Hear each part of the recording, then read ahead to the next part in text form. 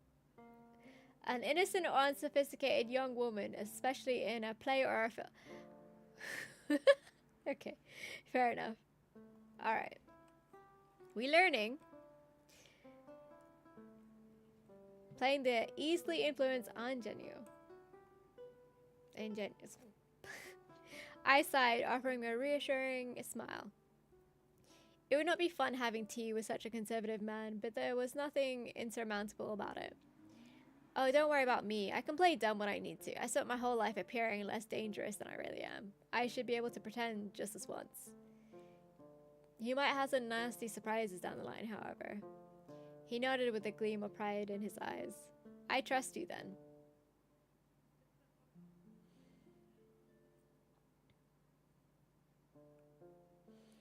Your Grace, news of your nomination to the throne has spread quickly. We received a letter addressed to you from the Queen Maeva of Assyria. My respects, Empress of Calidia. I wish to write to you so I can congratulate you on your recent nomination to the throne, as well as offer my condolences for your father's death. Assuming power is a heavy responsibility, but I've been told that you are very capable, and I know that Calidia is in good hands. Calidia and Assyria have maintained solid diplomatic relations. I hope that they will continue, may prosper under your rule. Up until now, the matriarchs have always been opposed to non-commercial negotiations, but your nomination has made them curious. We dare to believe that in your presence, my emissaries and myself will cease to be subjected to patronizing condescension that your predecessors invariably displayed. And that made my country's past rulers so wary of further interactions? Okay. Where did... There's my tissue. Goodness. Sorry.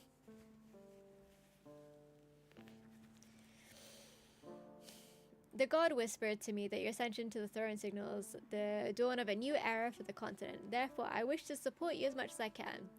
With the matriarch's assent, I have decided to mandate an emissary whose role will be to liaise between our two nations. Her name is Asha Isabis. She is an exceptional woman who I hope will be welcomed into your palace as she deserves. With all my sympathy.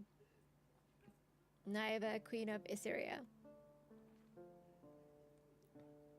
That's wonderful news. I need as many allies as possible during my role.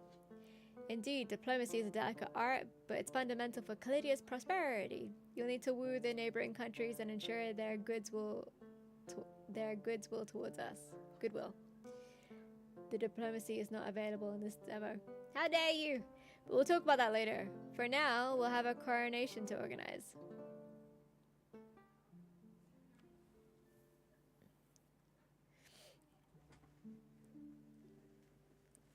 Oh, she's looking very fancy.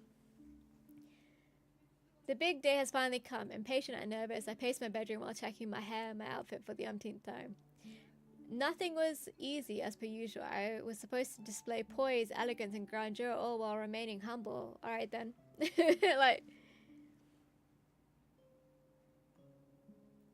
Despite all that, I felt ready and dignified, and I only waited to hear from Alexander, who would escort me since my father wasn't in a state to do so. Time was passing by at an infuriatingly slow pace when finally he knocked and walked into the room.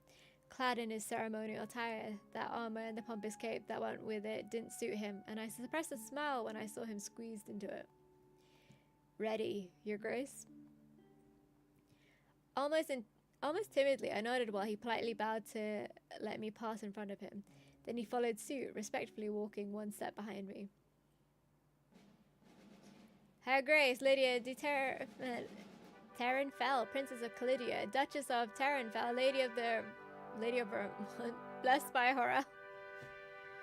I closed my eyes and savored this title that I was hearing for the first time when the herald would announce me next I would be Empress of Calidia. How is this gonna go wrong? I'm not going to lie, everyone looks like they hate my guts. What is with all of these daggers? I don't remember having ever seen the throne room this packed. Clearly, when I had been told that the entire castle had gathered here, it hadn't been an exaggeration.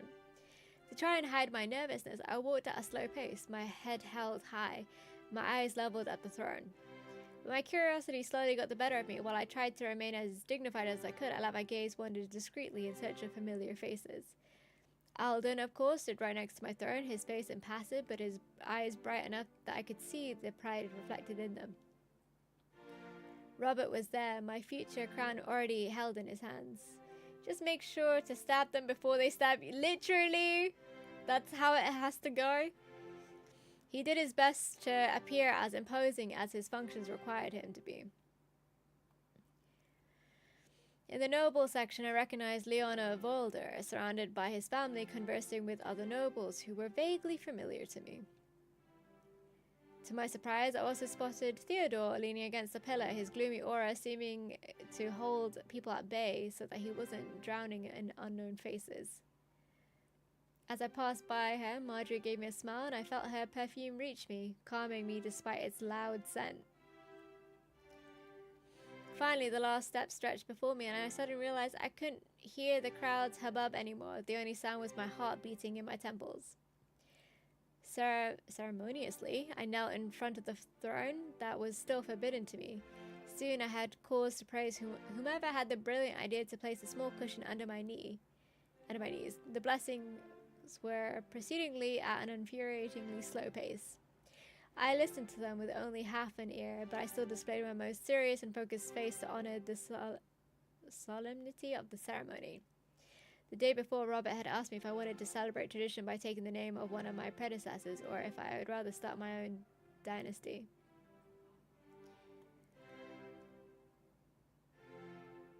Your name will be Melisandre II. Keep your name. Keep your name out of my... No, we're gonna... I understood the importance of tradition, but I was much too proud of who I was to give up my name, my identity. I wanted to carry it with pride for as long as I would rule. I don't know the sermon by heart, but I knew it would soon be ending, since the whole place seemed to grow livelier. With each passing second, both the crowd and Robert's voice vibrated with renewed excitement until the key moment came. I closed my eyes and braced myself for the weight of the surprisingly light crown that he delicately placed upon my head. Rise up, Lydia the First, the Terranfell, Empress of Clydia, first of her name, Duchess of Terranfell, Lady of Vermont, chosen by the Four and blessed by the Horrell. You shall bow no longer, since from this day and until your death, in the name of the gods, I entrust you with the charge of guiding your subjects and making Clydia shine bright for decades to come. Slowly I rose and turned around to sit on the throne that had been meant for me. Then I opened my eyes to look at the crowd. It suddenly went quiet, and an almost religious silence settled in for a few seconds.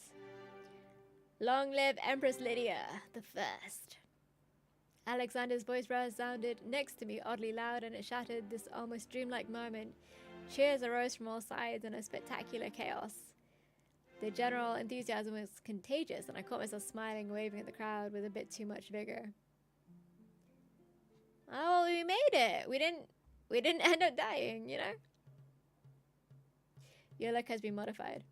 The party was in full swing the party was in full swing, and if I was still beaming, my head was starting to hurt with the incessant solicitations of people coming to pay their respects.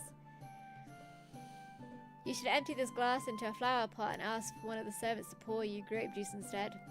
Or maybe I've had too much wine. If I was being honest, I couldn't remember how many times my glass had been refilled, but one thing I knew, it had never stayed empty.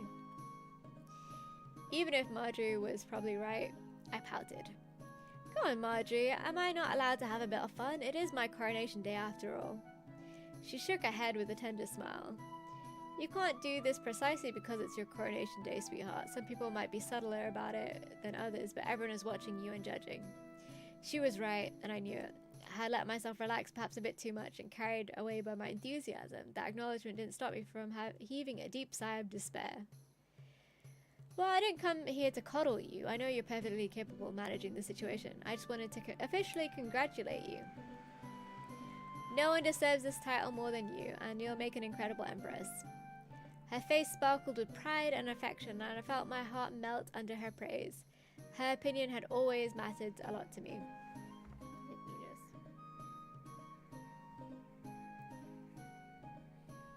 Need to stir my juice.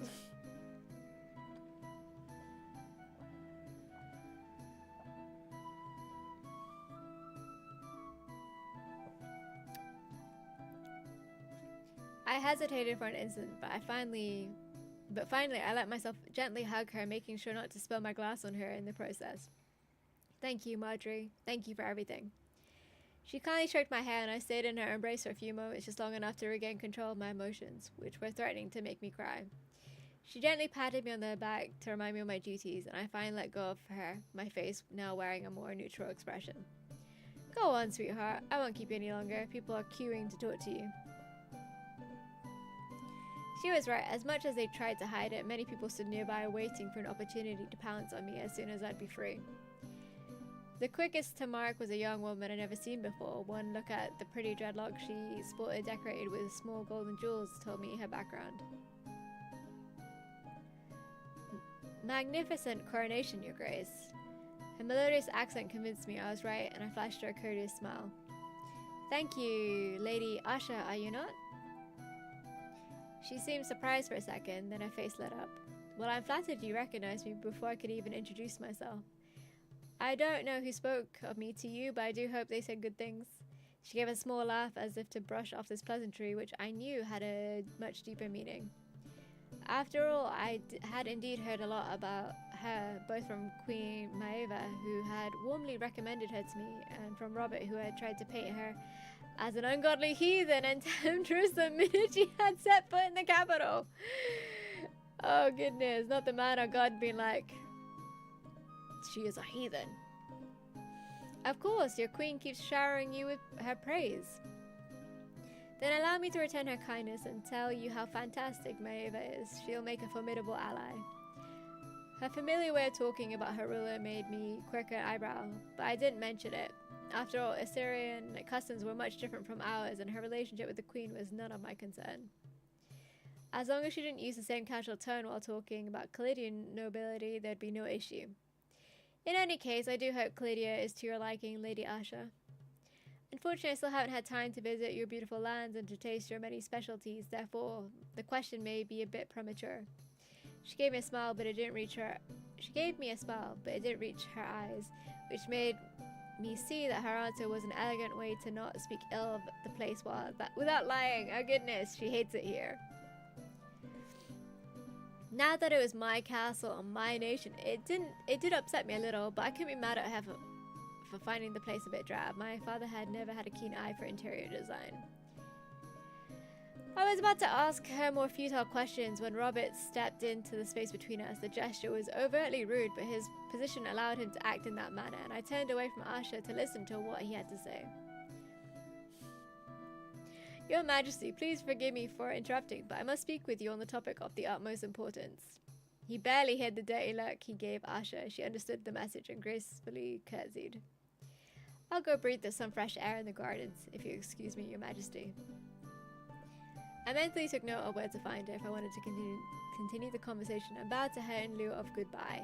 Then I focused my attention on Robert, wondering with some trepidation if something bad had happened. What's going on? Don't worry, Your Majesty, nothing will spoil your night. I just wanted to make sure that you were taking my warnings about the Assyrian diplomat seriously. I don't find her trustworthy at all. I had to hold back a sigh. It was quite distressing to see him go to so much trouble only to interrupt my conversation with a foreign dignitary. Please be comforted that she wasn't inviting me to dance naked in... Oh, goodness. In the sea, in honor of the snake goddess. I said that in a playful tone, hoping to lighten the mood, but he looked even more upset. You should take this issue at heart. These people are insidious. They seem nice and you let your guard down, and by the time you realize you fall into a trap of a witch, it's much too late. I didn't have the patience to hear more of this, and I took an offended expression.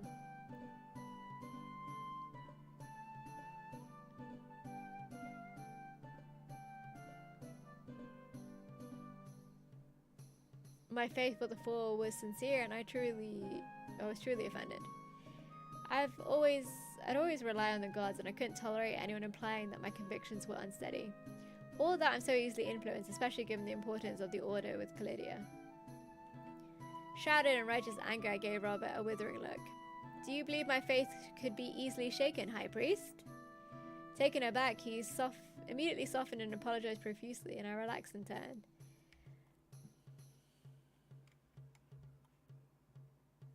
Wait, just double check.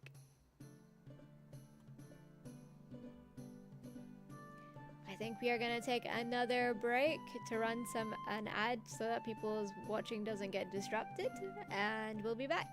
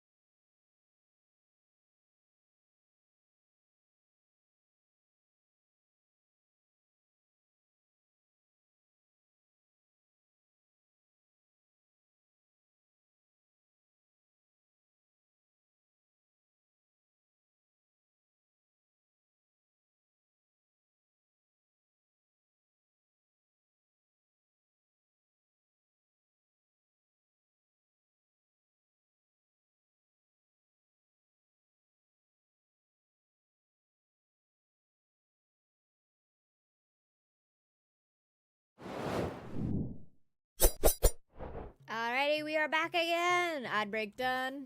I should have said that you guys should have hydrated in that space of time, and if you haven't hydrated in that space of time, I am so sorry. May you dehydrate peacefully while we continue to stream now, because you've lost your opportunity. I'm so sorry, Suffer. I'm kidding. Anyway, I should have said that, you know, hydrate, take care of yourself, get yourself a snack, but yeah. I'm learning how to stream again, okay? Like, just be patient with me, okay? The nice streamer will come back soon one day.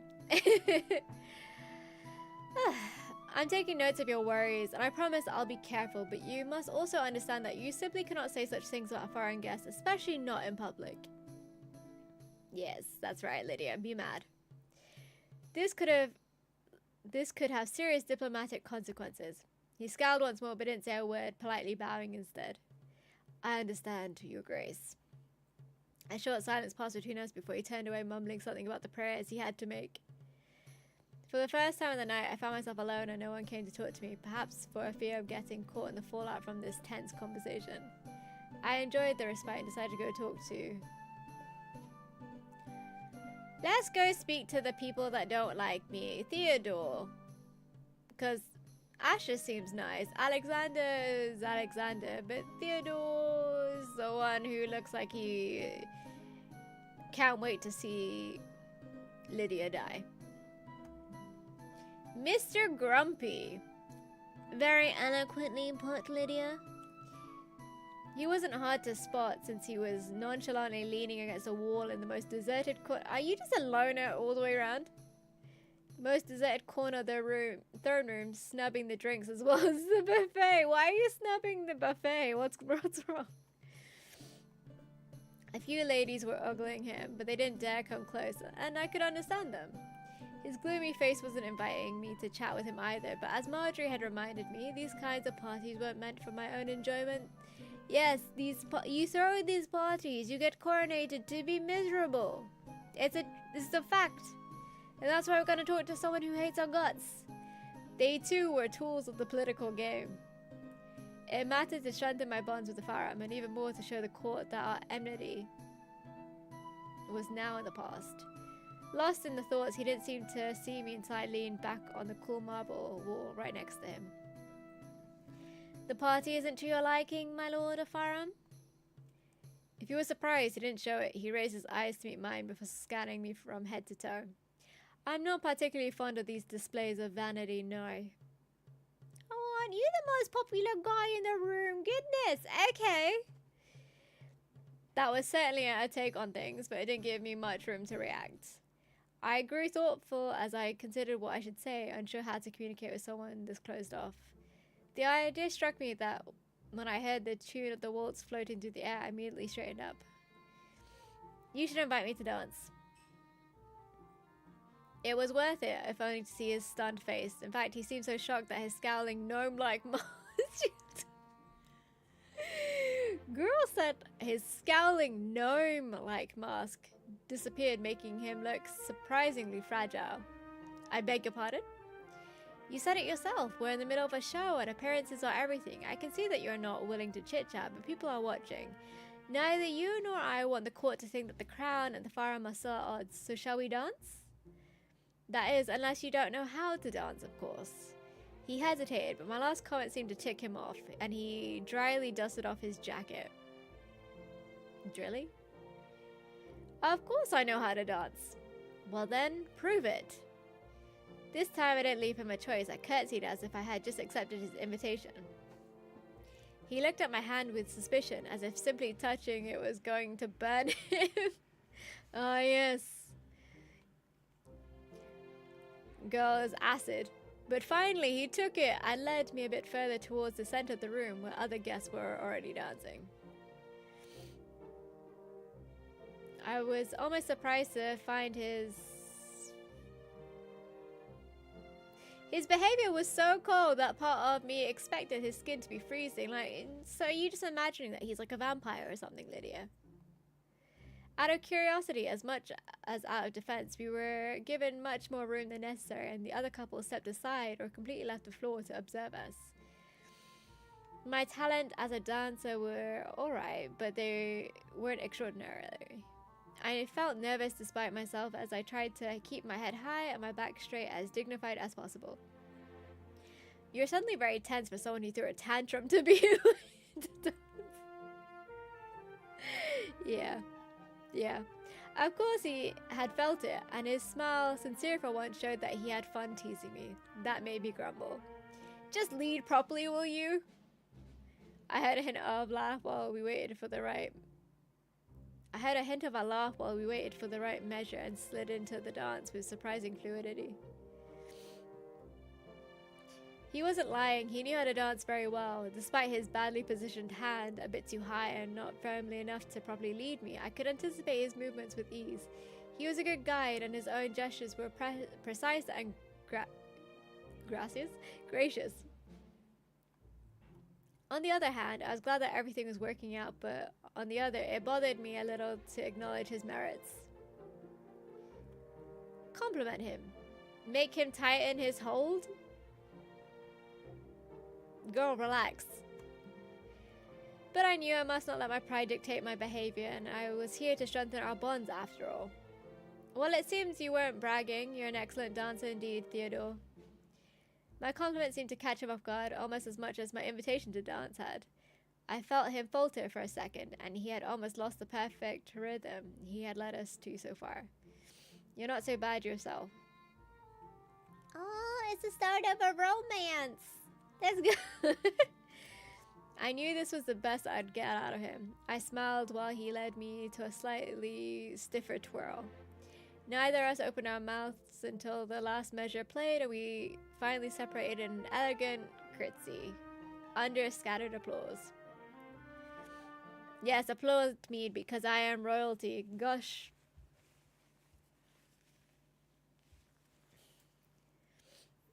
Okay. Well, I thank you for this moment, Theodore. I won't keep you busy any longer. I see you're having quite some success. Out of the corner of my eye, I glanced at the young ladies who had gotten closer and now waved their fans while ostensibly ogling the Lord of Farum. Perhaps they still had more respect for etiquette than I did, since none of them dared to accost him and openly ask for a dance. Still, he sighed and glared at me, apparently holding me responsible for the sudden attention he was receiving. I ruthlessly abandoned him to his admirers, and was surprised to see him play the part of the courteous gentleman after all smiles and polite comments. Clearly, I was the only one for whom he refused to make such an effort.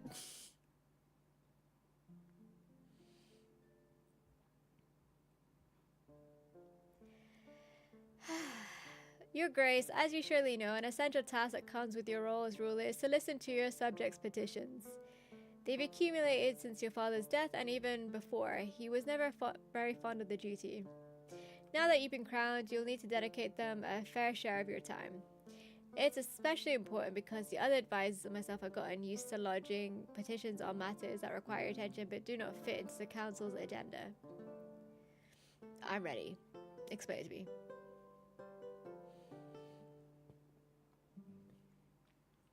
All of this is very new to me. I won't say no to further explanations.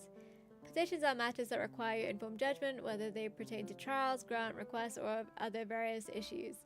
The other advisors and myself are usually tasked with submitting them, but we may also pass on requests coming directly from your subjects. I divide them into two stacks: urgent affairs and current affairs. Of course, urgent affairs must be attended to as soon as possible. I've added an exclamation mark to the stack for more clarity.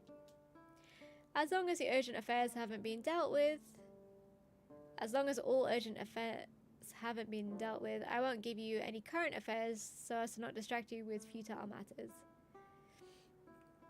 As with everything that requires your input, petitions may necessitate the mobilization of certain resources, but don't forget that they can also offer opportunities. Good decisions can turn out to be lucrative. Finally, you must keep in mind that improving the living conditions of your people will ensure the affection of you, and in the long run will contribute to the realm's prosperity. Is that clear? Yes. Perfect. I suggest that you deal with one of mine first. It's an issue that has been on my mind for a while.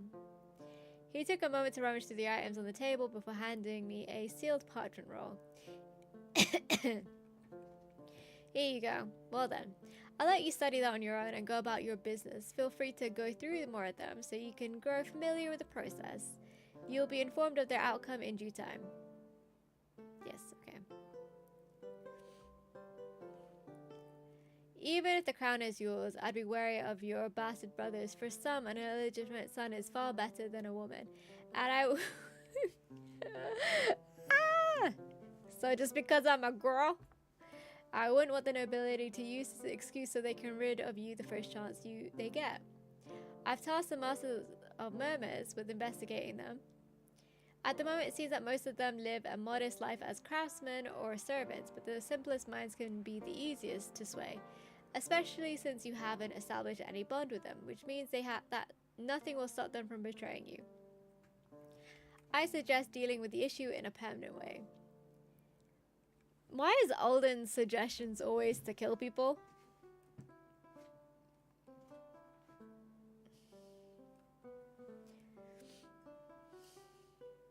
Well done.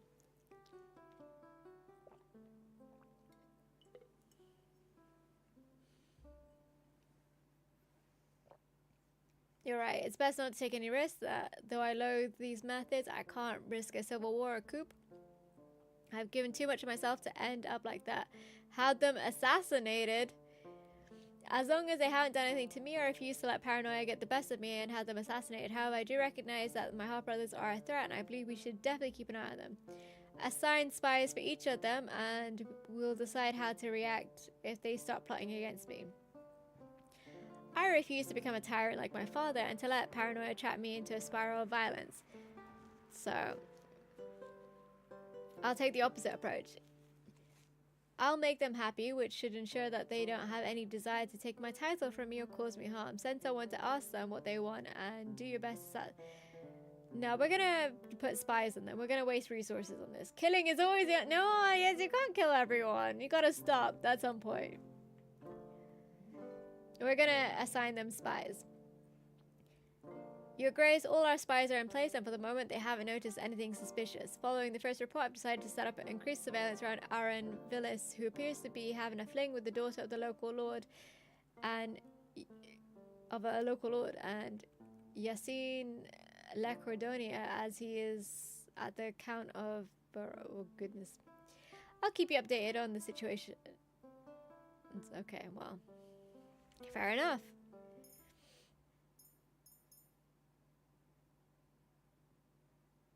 Politics. Petitions. Number of remaining turns. Let's look at petitions then.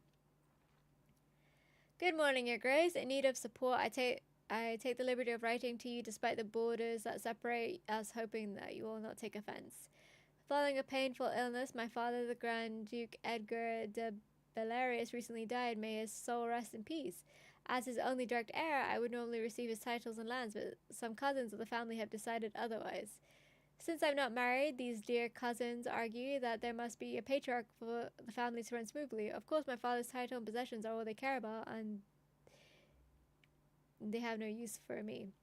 I fear I can't protect what's mine from the shenanigans. Your ascension to the throne, despite criticisms, is an inspiration to me, and that's why I took the liberty of asking for your help today.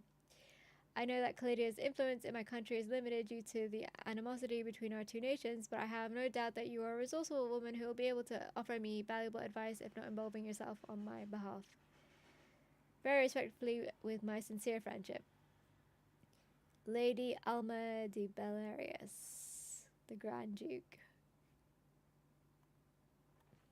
Okay.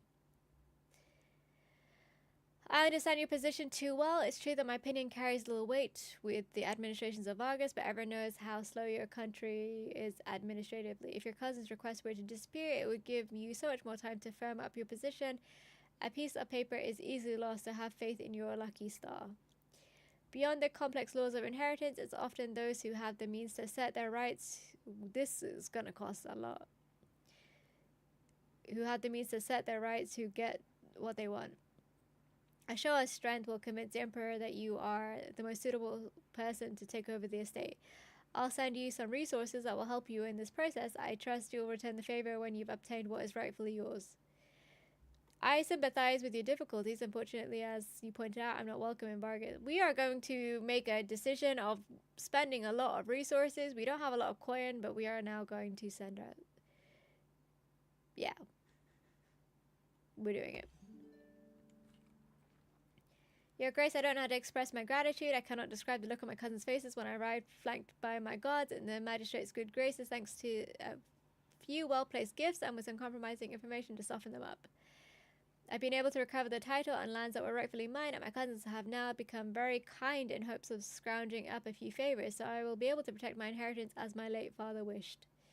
As a token of my gratitude, I'm sending you a shipment of marble from Bellarius quarries, and I have added some of my favorite jewelry, which I'm sure will look beautiful on you. Even if our respective countries haven't always been on good terms, please know that I consider you a friend and that you can count on me in the future. I wish you a prosperous rule, and I hope to be able to meet you someday, respectfully. Yay! Duchess of Bellarius, let's go! Nice. Okay. Politics?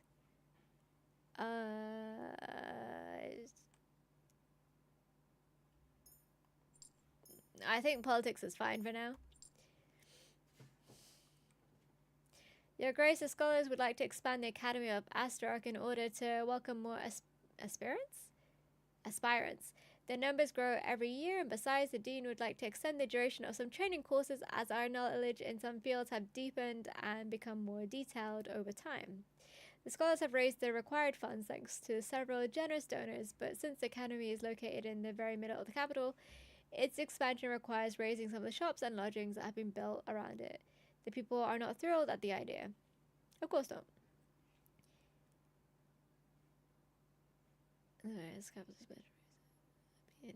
People are not thrilled by the... I mean, the people matter, though.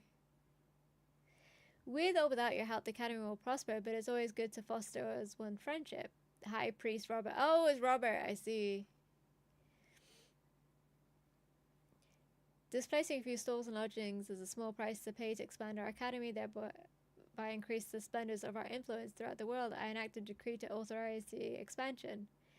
I'll make sure that the people are decently rehomed. I understand the importance of offering a quality education to our scholars. We are losing a lot of coin this way. But that cannot be done at the expense of the people's comfort. We will build another academy away from the center so that it has all the room it needs to grow in the future. The crown will fund the additional costs generated by... I mean, this one keeps everyone happy. The safety of my people is a priority. The academy has always fared well under the current mode of operations. I think we could have a bit of everything. We will just be broke, because that's like how many coins? 1, 2, 3, 4, 5. So we only have 4 coins left. The scholars are creatures of habits, and the idea made them gnash their teeth at first, but they quickly saw the advantages of erecting a new structure and are now impatient to see their new building come to life. Since we're starting from scratch, the process will take longer, but I'm sure the result will exceed our expectations and that the academy will be even more renowned than the previous one. Yep. Wasting our monies. I was truly glad to be Empress now, but as I expected, I hadn't had a single moment to myself since my coronation. There was an endless and continuous stream of people paying their respects to me and more or less futile issues to resolve. Even if I was happy to finally be able to exercise my power legitimately, I also felt like I needed a break. Thus, after taking care of the most urgent matters, I decided to take a moment to relax in. We will go speak to Theodore. The library. I'd always appreciated the serene atmosphere in that place. It seemed like the ideal spot for a break. Well, as long as I didn't get tangled up in books of history. Knowing myself, I was very capable of falling into that trap. It was best if I restrained myself to picking a novel or some poems, even if the book or either sorts were scarce, that way I could truly let my thoughts run free. After all, it had been a while since I had last read. An amusing and heartfelt tale, a good adventure novel. Probably this. Yes, it's been a long time since I had last read a marvelous tale with ridiculous and enduring characters like the apricot gnome. How many times had I devoured that book in my younger years before my age forced me into more academic pursuits? I missed it all. The idea of my upcoming route put me in a good mood, but I stopped dead in my tracks when I spotted Theodore engulfed in a book. Ever since we had met, every time we saw each other, I felt his gaze on me, studying me with severity, as if it was Myriad himself, if he was Myriad himself come to judge and decide upon my spot in heaven. In fact, I'd gotten so used to seeing his dour and scowling face that I was surprised to find him looking quite serene. In truth, when his features weren't puckered up in sternness, he was rather elegant. For once he looked at ease. I didn't have the heart to bother him, since I had come there myself in search of some peace and quiet, and I decided to leave him alone. With all the softness in the world, I tried to close the door behind me, only to hear the blasted thing creak as if I had opened the hatch to hell. Disturbed in his reading, Theodore lifted his nose from his book and stared at me. His expression immediately turned into frowning. Of course. Hello, Your Grace. Holding back a sigh, I approached him with a polite smile. Hello, my lord of Farum. Now that I've been spotted and he agreed to me, I might as well stay and chat even if we had found an agreement. I was still wary of Faram's intentions as regarded my throne. It couldn't hurt to learn a bit more about him. The book that had fascinated him seemed to offer a perfect topic of conversation, but I couldn't read the letters engraved in the leather from where I stood. What is the book you're so deep into? He abruptly closed the book and placed it on his knees in such a way that I absolutely couldn't read. Yo, Carrie! Kirky rated my stream with 26 viewers. Woo! Oh my goodness, Carrie! Thank you so much for the raid! How are you? How was your stream? What were you playing? In fact, Where Winds Meet. How is that? How's that treating you? I heard a lot of good things about that game. How are you enjoying it? I'm doing good. How are you? I'm good. I'm losing my voice with all the reading of this visual novel. We are taking part in the Choose Wisely Festival, which is all about games with branching narratives and choices that matter kind of thing, leading the way. So we are playing a demo called Imperial Grace. The art is pretty. It really is. It's very nice. So far, it's been quite fun. I have been very judgy of our girl here. Her name's... I've named her Lydia, but you can name her whatever you want to name her. But, yes, she's... she's kind of sick. But, yes, welcome in, Raiders. How are you? I am Voivode Rose. I stream a variety of games. I actually barely stream, so I don't even know what's going on if I tell you that I stream. But anyway, much love to you all. Thank you, Carrie, for the raid. I appreciate it. I am getting back into content creation. I'm doing something. Yes. Oh, the Mad Hafer? Welcome in. Welcome in. As well as Sunny as well. Welcome. Hope you guys are doing good and hope you guys had a great time with Kiri. Kiri, I fully understand if you are now going to go take a break and do some post-stream aftercare. Much love to you. Make sure you get hydrated and that you snack and all that. So, I appreciate it. Thank you for dropping off your friends here. Oh my goodness. Yes. This game is very pretty. But welcome in, everyone. What games are you playing? Tell me about yourselves if you want to. Obviously, I'm not forcing you guys to. I'm trying to get as hydrated as your hair right now. Thank you. I regularly spray water at my hair. Oh my goodness. Yes. I am cute. Okay, Welcome to the Warlord King Mad I Hatter. appreciate it. Right now. Thank you. I appreciate the follow. Just a heads up, guys. There's actually a rebrand at work happening. So if like by the end of this month I don't have the name Voivode Rose, please understand that that you know you have followed me as Voivode Rose, and I just decided to change my name all of a sudden. It was not all of a sudden, it was planned. But thank you so much for the follow. We are going to be playing demos actually all week. I was meant to be streaming earlier. Oh, interesting. Yes. So we're changing the whole name. So, but yes, we'll be playing some more demos from the Choose Wisely Festival and doing a whole lot of, I guess, reading out loud if it's not got voiceovers and things like that. And probably losing my voice in the process, but it's all good. Yes. It's a surprise, okay? You'll see. Well, actually, it's kind of like, in one breath it's obvious, and then the other breath it's unexpected for some. But yes, we are rebranding, and we'll start New Year as new me, you know, like the whole New Year resolution, surprises. I mean, it's kind of half and half. It's kind of half surprising, half not, though.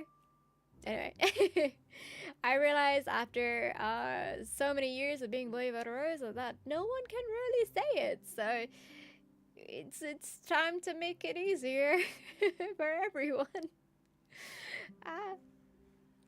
No, I'm expanding. I'm expanding what I'm doing.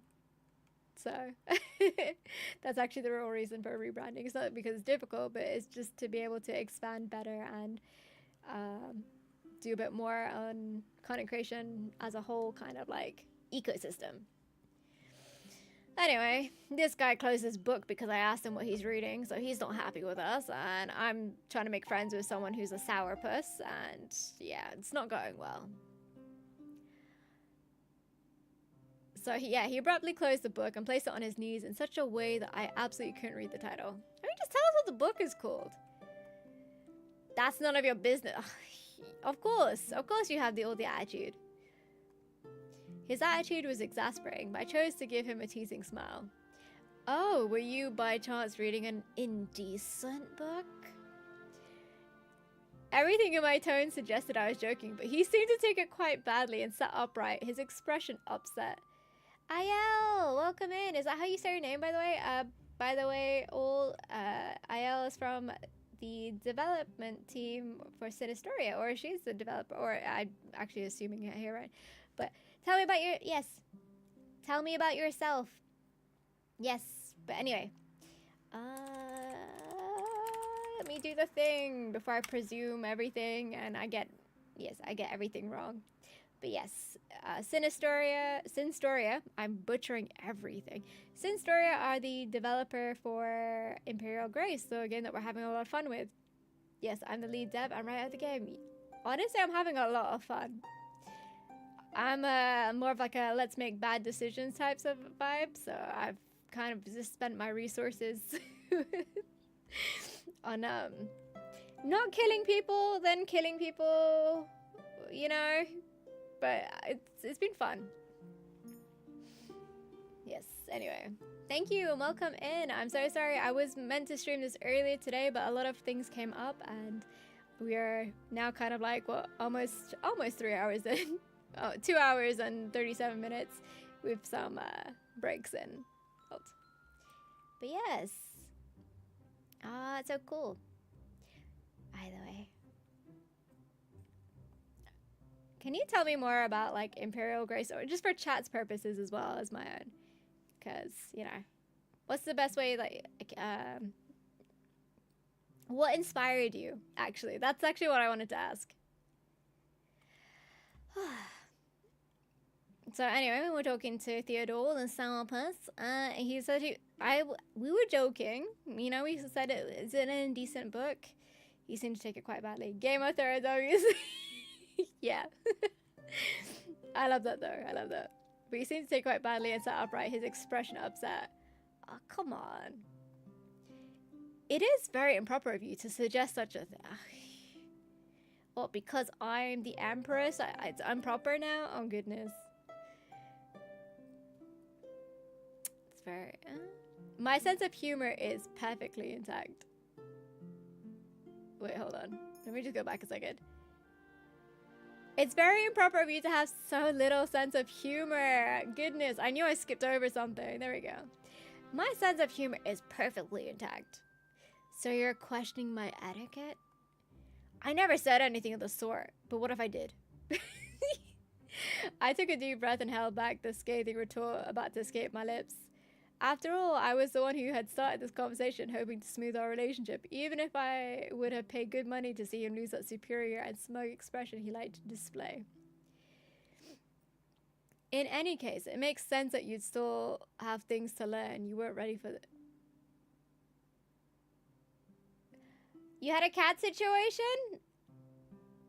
Listen, there is no apologies needed when you have cat situations. If cat walks over keyboard, if cat walks in front of monitor, if cat walks in front of your mic, there is no apologies for that. Cats are... we love them. We love them in this chat. But yeah, no worries. I was just... it's more like a combination of tell me more as well as inspiration. Cat tried to break something and I had to... oh no! Is it the cat that likes to just like swipe things off the counter? If in any case it makes sense that you'd still have things to what do you mean by that? You weren't ready for this? He said that nonchalantly, almost sympathetically, and I couldn't tell if he was trying to be friendly or if he was yet another elaborate provocation. In any case, he had managed to rile me up. I beg your pardon? You heard me. Stop acting as if you're the powerful heir you can carry the entire nation on your shoulders. I'm not a fool. You've been kept away from the court for half of your life. In truth, you don't have the slightest clue of the mess you've gotten yourself into. Ah, catastrophe. Yes. Catastrophe. I think I keep skipping. I don't mean to. Okay. You've led a privileged life without any difficulties, away from the plots and issues of your kingdom. Now that your father's dead, you've taken the first chance you had to steal his crown like a vulture. How can I steal a crown that was mine? I mean, Lydia's. It was hers. It is her destiny. That's what we're leaning into. It's Lydia's destiny, okay? Like, listen. It wasn't stolen. It was just natural ascension and progression, okay? I'm sure the throne was still warm when Nina said it. Why are you acting as if I killed him? I didn't. He wasn't wrong about the last point, but I couldn't tolerate his half-baked insults any longer. Be careful with your words, Theodore. You're getting dangerously close to treason. To royal treason. My father was assassinated abruptly. I didn't have the luxury to hesitate, and I was only fulfilling my duties.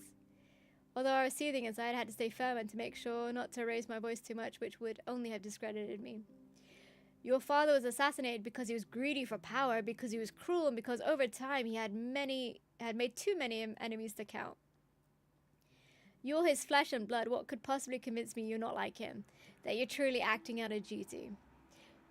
Was that the crux of the issue? He thought I was like my predecessor? Predecessor? I can't even English. The simple idea of it made me nauseous. Have you met him at least? I seriously doubt that. If that were the case, your insolence would have had you thrown in prison on the spot. That you're not in a cell right now should be enough to demonstrate the difference between my father and I. But I imagine it'll be hard for you to believe me. Whatever I say, it's extremely difficult, even impossible, to make someone who's already formed an opinion change their mind. I admit, I'm disappointed in you. I thought you were an educated man, but clearly you're backwards enough to judge me on the blood that flows through my veins rather than my actions. That's right, get him. As for my privileged life, what do you know of it? You've never been a woman in a world ruled by men. As an empress in a world of kings, your beloved son destined from birth to become the head of your family. On the other hand, I've been kept away from my birthright, and I've had to fight to get even the tiniest sliver of power. And now you dare tell me I'm privileged. I'd managed to keep my composure, but anger and sarcasm vibrated powerfully in my voice, and that appeared to shut him up. I think you're feeling threatened by my rule. But if this can make you feel better, right now I don't intend to waste my energy on people who already have everything, especially not on account of resentments that predate my birth.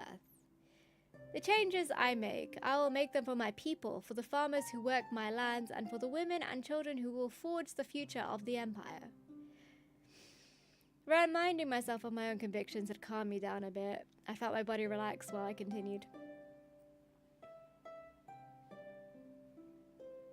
I did what I had to do. I had to fight hard to deserve this. Yes. And you know what, Theodore? You're right.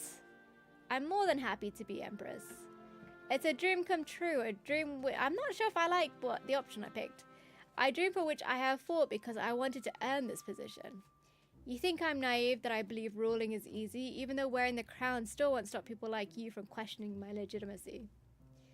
I know it's hard, Theodore, because things have never been easy for me. You clearly know nothing of my life, and yet you don't hesitate to criticize it.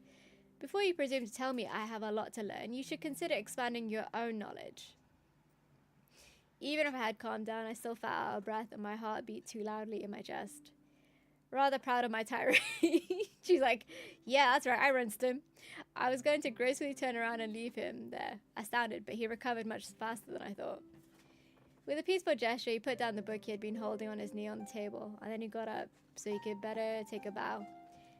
I may have underestimated the hurdles you've had to overcome and the efforts you've had to make.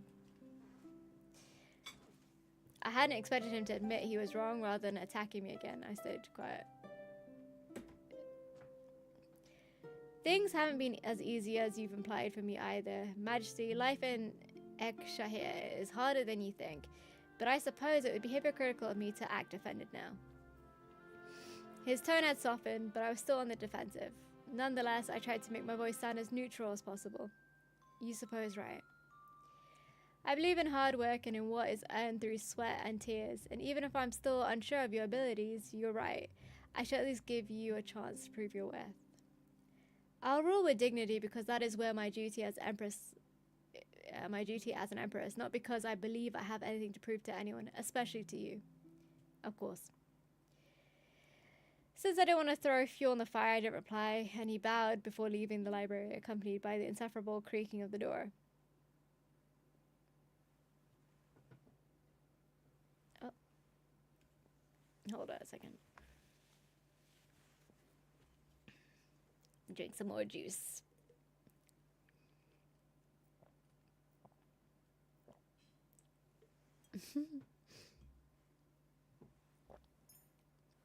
Okay. Is there anything that we want to change with politics?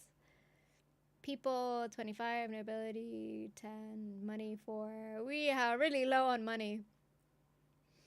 Should we tax people? What, just for 3 extra coins?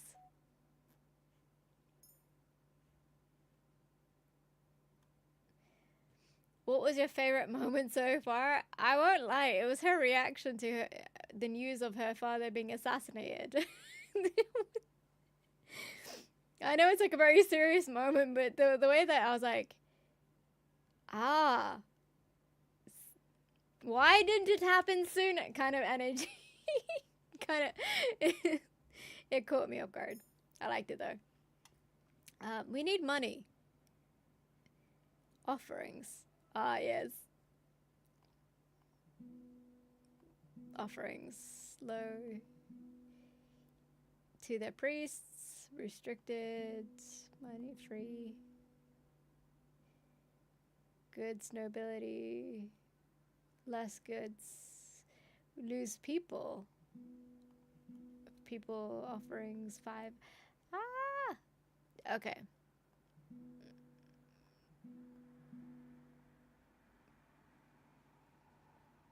Dismantle.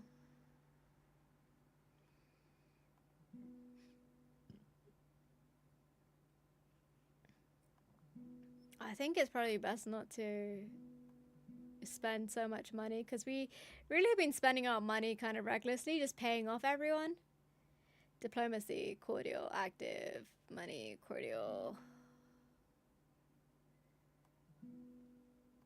We'll just be cordial. We'll spend less on that. We need more money. We need it to stretch a little bit further. Goods -1, influence 15 +2. Okay. Confirm. I respect that. At least you're brave enough to play in normal mode. Yes. I want my bad decisions to have an impact where I'm like, oh goodness, we're broke. I want that. I want that whole like, oh no, what have we done? Alright, petitions, let's go. Your Grace, I've discovered that someone has placed pagan talismans in the palace. One was even found in your living quarters. Huh? I do not think that these amulets hold any sort of power, but the intentions are quite real. I cannot bear the thought that someone wishes to curse you. With the Master Mermaid's help, we've identified the servant behind the talismans. We have, however, stayed discreet. We will await your orders before we take action. This could give us an opportunity to learn more about the situation. General Alexander. What are our options? Is death? I love how it can affect a playthrough to want to pick an option, but not having the resource to do so. It forces deeper things, literally. I don't want unnecessary bloodshed. Find an excuse to fire her and tell her that she shouldn't come near me if she doesn't want to. Okay. Arrest her and interrogate her in the dungeons on her intentions and her practices. You're right. We can't let this...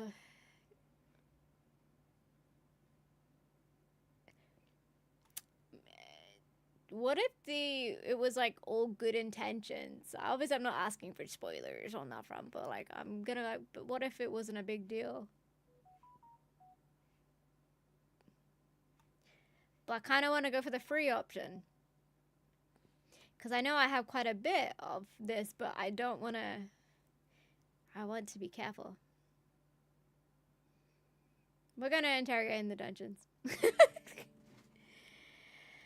We interrogated the servant as you asked. Unfortunately, we've not been able to extract anything from her. She maintained for a few hours that the talisman was found was a lucky charm and that she never had the intentions of harming you. She was not young, and when the executioner threatened to torture her so he could force her to tell the truth, her body could not take it. She died on the spot. Oh no. Oh, I hope that she did not have any accomplices and that this whole issue is over and done with. Yeah, we're gonna firm that. We'll firm that. Yes. And I think that's great because I like how it impacts how you choose to spend your resources. I like that. I did just spend a whole lot on things though earlier. Your Grace, this doesn't come as a surprise, but rumors that you have had your father assassinated are starting to spread. So why don't we just assassinate everyone who's talking, because apparently that's our favourite option. Apparently some letter you sent a few years ago to one of your tutors in which you poured out your hatred for your father is being circulated along with the accusations as proof of your evil doing. At the moment, we still do not know who is behind these rumours, especially since bards are spreading the information all across the realm. What shall we do? Master murmurs. Round up and lock up all the bards who spread the rumors. Everything is costly. What do you mean? I don't have enough of everything. Then find all the copies of the letters and destroy them. Finally make it known that it is now forbidden to even mention the subject, and anyone who does so will suffer the same fate.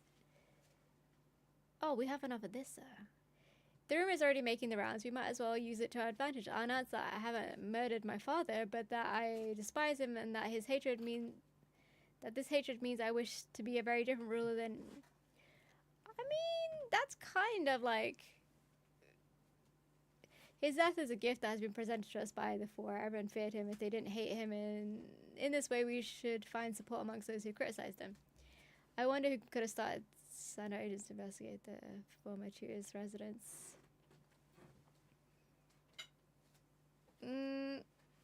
We'll just do this because I think everything else is just too costly. Being honest about it.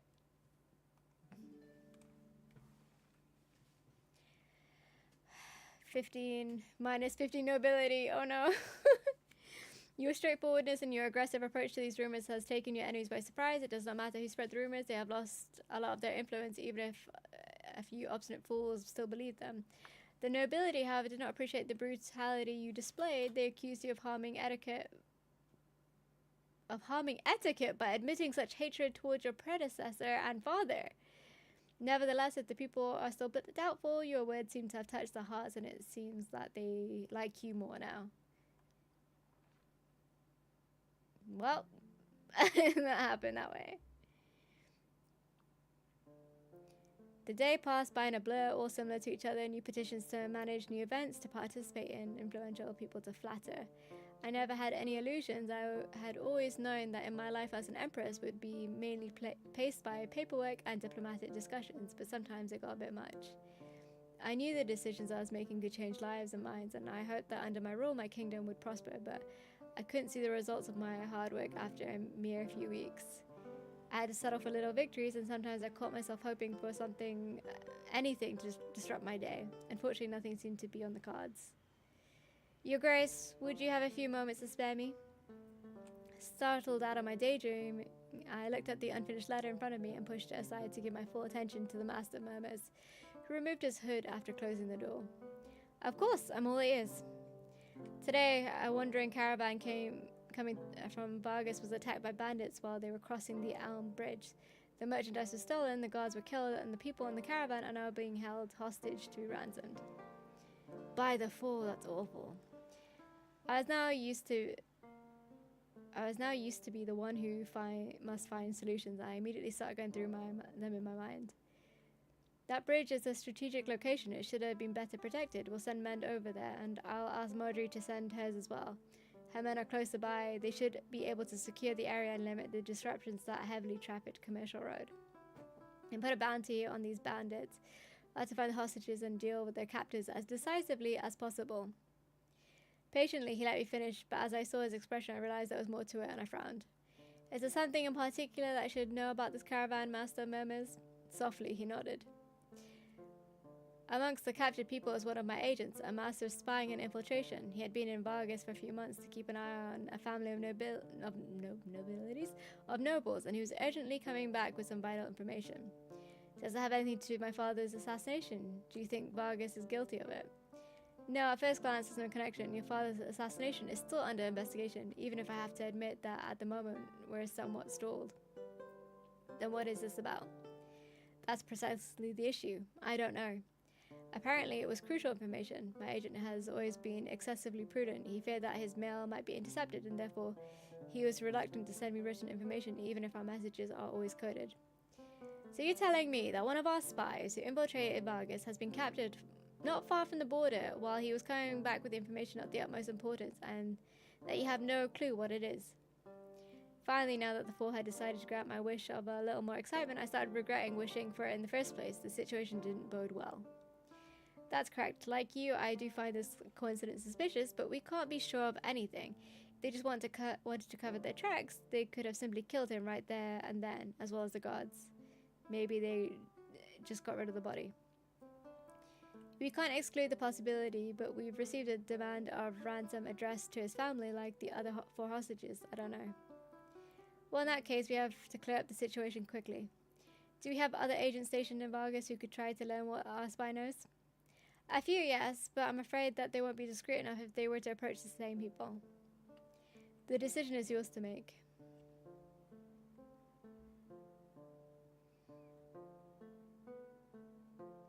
It's far too dangerous. I know it's dangerous, but we could still try.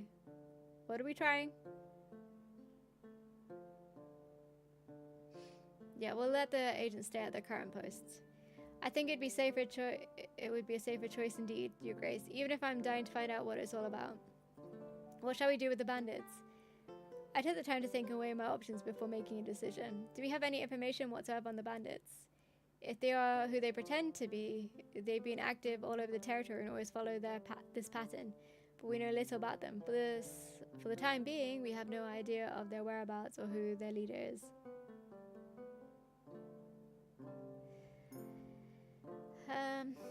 Are they trustworthy? I mean, once the ransom has been paid, will they truly release hostages? So far, yes, they've kept their word.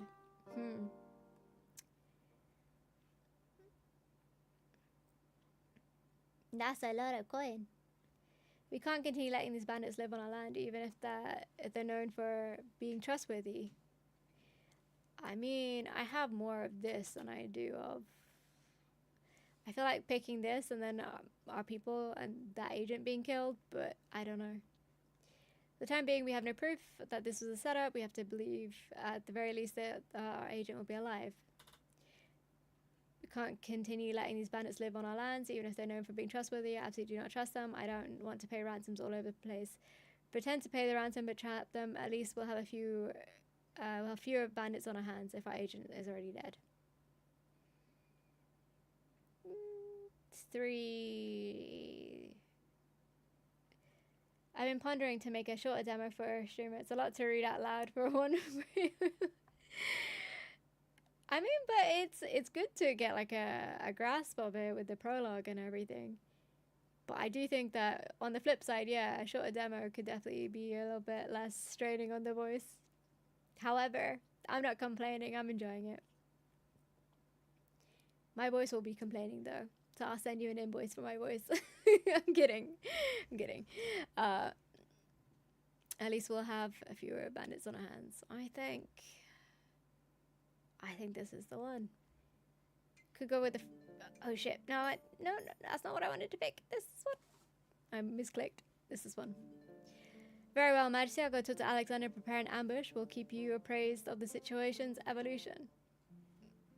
Day 59. This is where we find out that everyone's died, and I'm like, I've made a big mistake. Yeah, I thought so. I thought so. Oh my goodness. Okay.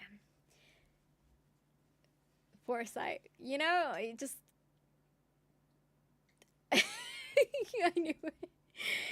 Your Grace, even though it's been carefully planned, I regret to inform you that the ambush was a failure. The bandits were well prepared and they've spotted us. When they spotted us, they started killing the hostages and running away. Fortunately, your agent is very resourceful and he managed to escape. I'm bringing him back to... Oh, so our agent lives. Okay, fair enough. One of the bandits is dead, but the rest of the group managed to flee. I desperately want to make them pay for their actions and pursue them, but the agents claim that his information is urgent and vital. You must absolutely meet him as soon as possible.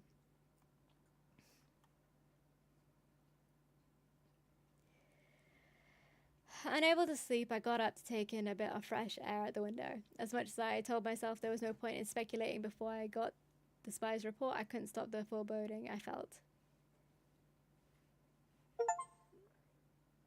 And I was about to be proved right.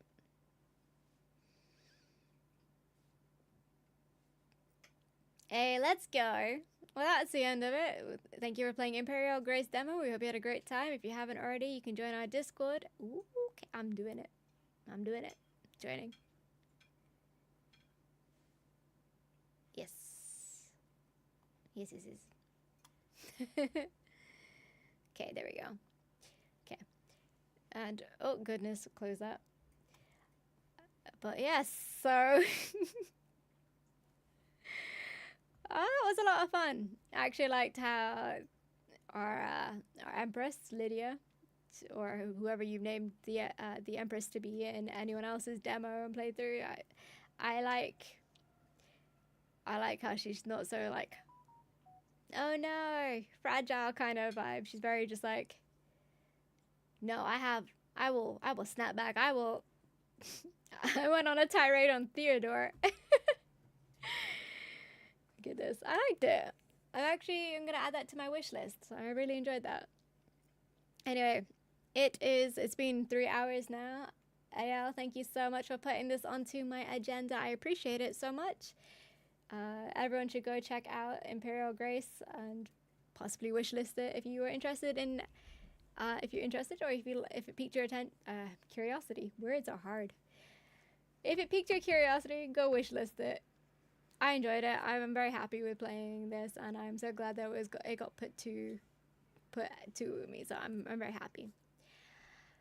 I am now gonna go hydrate properly and eat. And just wanted to wish everyone a good night, and I'm gonna probably go find someone to raid. So let's have a look at the raid browser. Raid browser. Okay. Yes, please rest well. I'll be back tomorrow with another demo. Hopefully I'll actually stream on time. Let's see. Similar. Following. Okay.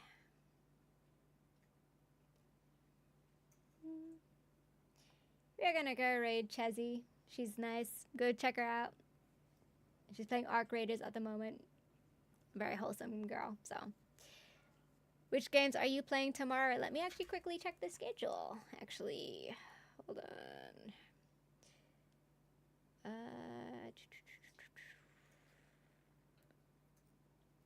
Tomorrow we are playing Mirage Noir. So that'll be exciting. And I'll be playing that at 9 p.m. I was also 9 p.m? 1 p.m, sorry.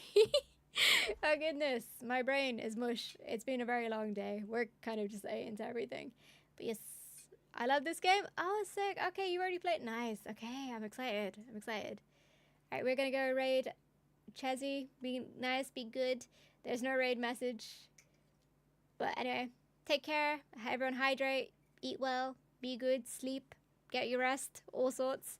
And I'm probably going to cut up this stream into snippets for Instagram, TikTok, and whatnot. So, exciting stuff. Anyway, take care. Bye.